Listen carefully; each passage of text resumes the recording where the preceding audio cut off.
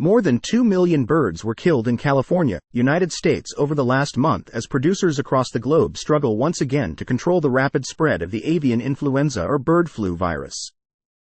About 1.96 million birds raised for domestic meat or egg consumption in California were culled in January 2024 to prevent the spread of highly pathogenic avian influenza, according to the U.S. Department of Agriculture. Detections were found at 7 commercial chicken, egg, or turkey farms. If you are a consumer poultry products, you need to monitor yourself for signs of bird flu infection.